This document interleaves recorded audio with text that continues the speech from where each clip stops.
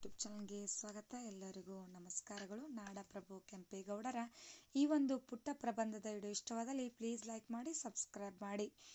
ನಾಡಪ್ರಭು ಕೆಂಪೇಗೌಡರ ಪ್ರಬಂಧ ಪೀಠಿಕೆ.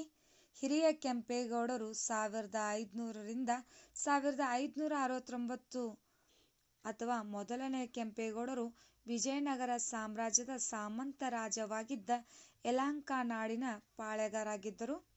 ಹಂಪಿಯ ವೈಭವವನ್ನು ಕಂಡು ಬೆರಗಾಗಿದ್ದರು. ಕೆಂಪೇಗೌಡರ ದೂರದೃಷ್ಟಿಯಿಂದ ನಿರ್ಮಿಸಿದ ಬೆಂಗಳೂರು ನಗರ ಕರ್ನಾಟಕ ರಾಜ್ಯದ ರಾಜಧಾನಿಯಾಗಿರುವುದಲ್ಲದೆ ಭಾರತದ ಪ್ರಮುಖ ನಗರಗಳಲ್ಲಿ ಒಂದಾಗಿದೆ. ವಿವರಣೆ: ವಿಜಯನಗರದ ಸಾಮ್ರಾಜ್ಯದ ಸಾಮಂತರಾಗಿದ್ದ ಕೆಂಪೇಗೌಡರು 1537ರಲ್ಲೇ ನಗರವನ್ನು ಕಟ್ಟಿದರು. ತದನಂತರ ಕೆಂಪೇಗೌಡರ ರಾಜಧಾನಿಯು ಯಲಹಂಕದಿಂದ ಬೆಂಗಳೂರಿಗೆ ಸ್ಥಳಾಂತರವಾಯಿತು. ನಗರವನ್ನು ಪ್ರಮುಖ ವಾಣಿಜ್ಯ ಕೇಂದ್ರವನ್ನಾಗಿ ಮಾಡಬೇಕೆಂಬುದು ಕೆಂಪೇಗೌಡರ ಮಹದಾಸೆಯಾಗಿತ್ತು.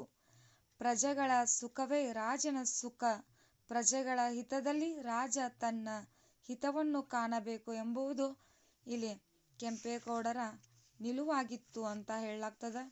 ಇಲ್ಲಿ ನೋಡ್ಬೋದು ನೀವು, ಕೆಂಪೇಗೌಡರು ಬಾಲ್ಯದಿಂದಲೇ ತುಂಬ ಚತುರರು ಆಗಿದ್ದರು.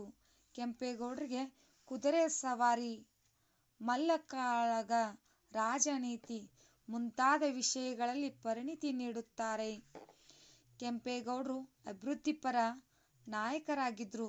ಸಾರ್ವಜನರ ಕಲ್ಯಾಣಕ್ಕಾಗಿ ಹಲವು ಯೋಜನೆಗಳನ್ನು ರೂಪಿಸಿದರು. ಕೆಂಪೇಗೌಡರು ತಮ್ಮ ಪ್ರಜಾಪ್ರಿಯ ಅಂಕಿತ ನಾಯಕತ್ವದ ಮೂಲಕ ಇತಿಹಾಸದಲ್ಲಿ ಅಮರರಾಗಿದ್ದಾರೆ. ಅವರ ಹೆಸರಿನಲ್ಲಿ ಬೆಂಗಳೂರು ಅಂತಾರಾಷ್ಟ್ರೀಯ ವಿಮಾನ ನಿಲ್ದಾಣ ಮತ್ತು ಅನೇಕ ಸ್ಮಾರಕಗಳು ಕೂಡ ಸ್ಥಾಪಿಸಲ್ಪಟ್ಟಿವೆ. ಕೊನೆಯದಾಗಿ ಉಪಸಂಹಾರ: ಕೆಂಪೇಗೌಡರು ಬೆಂಗಳೂರನ್ನು ದೇಶ ವಿದೇಶಗಳು ತಿರುಗಿ ನೋಡುವಂತೆ ಮಾಡಿದ್ದಾರೆ. 1569ರಲ್ಲಿ ಮರಣ ಹೊಂದಿದ್ದಾರೆ. ಅವರ ಮಡಿದ ಸ್ಥಳದಲ್ಲೇ ಪುತ್ರ ಇಮ್ಮಡಿ ಕೆಂಪೇಗೌಡರು ಅವರ ತಂದೆಯವರ ಸ್ಮರಣಾರ್ಥ ವೀರ ಸಮಾಧಿ ಗೋಪುರವನ್ನು ನಿರ್ಮಿಸಲಾಗಿದೆ.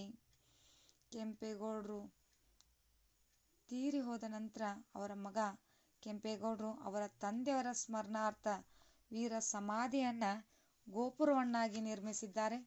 ನಿಮಗೂ ಕೂಡ ನಾಡಪ್ರಭು ಕೆಂಪೇಗೌಡರ ಈ ಒಂದು ಪುಟ್ಟ ಪ್ರಬಂಧದ ವಿಡಿಯೋ ಇಷ್ಟವಾದಲ್ಲಿ ಪ್ಲೀಸ್ ಲೈಕ್ ಮಾಡಿ, ಸಬ್ಸ್ಕ್ರೈಬ್ ಮಾಡಿ, ಶೇರ್ ಮಾಡಿ, ಕಮೆಂಟ್ ಮಾಡಿ. ಹಾಗೆ ಫಸ್ಟ್ ಟೈಮ್ ನಮ್ಮ ಚಾನಲ್ ನೋಡ್ತಾ ಇದ್ರೆ ಪ್ಲೀಸ್ ಸಬ್ಸ್ಕ್ರೈಬ್ ಮಾಡ್ಕೊಂಡು. ಥ್ಯಾಂಕ್ ಯು, ಧನ್ಯವಾದಗಳು.